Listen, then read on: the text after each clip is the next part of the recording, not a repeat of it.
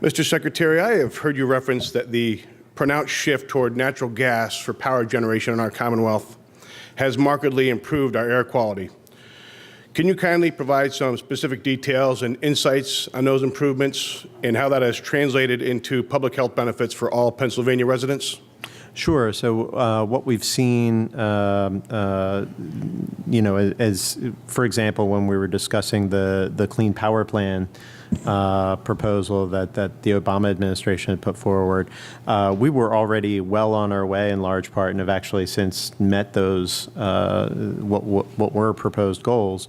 Primarily because of the shift toward the cleaner natural gas.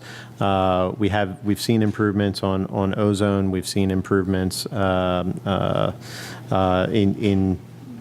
those asthma precursors, VOCs, and nitrogen oxides. I think the other thing we see is I think if you look at the Climate Change Action Plan and the provisions within that, you'll see, I think, two things. One is a lot of that now we've achieved in terms of the benefits that we're going to get from there.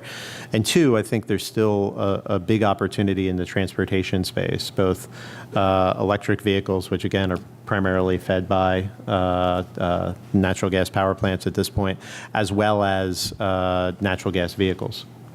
Can you give us a number, how much that percentage has decreased?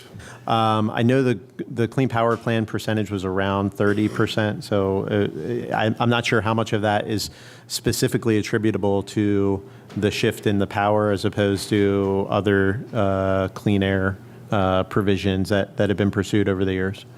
What year did you start with DEP? I started in DEP in 1998.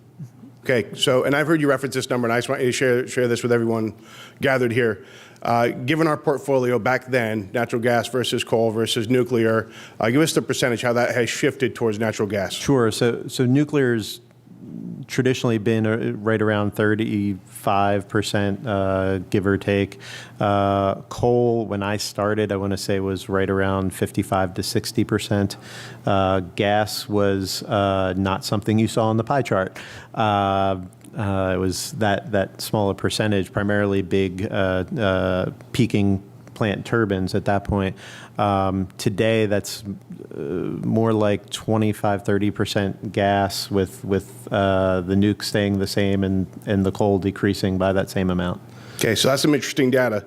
So along that same theme, do you see an ongoing increase towards natural gas power generation in our Commonwealth? So there's definitely still some plants that haven't come online, both that are in the PJM grid and that we've had permits in front of us, permits we've acted on that are just not online yet. Those are boilers that are still coming online. And the one thing I always say, it's not a state thing, it's the PJM and the grid issue, but it's zero sum. So if a new plant is providing 1,000 megawatts, somebody else isn't. Somewhere else that isn't being generated. So you see that piece of the pie that is natural gas power generation, you see that as growing? It will have an increase for sure. Okay, yeah. Great. So given our familiarity with natural gas development and now having a substantial look-back period, 10 plus years, to study and analyze that activity, do you concur that it can be done safely and responsibly?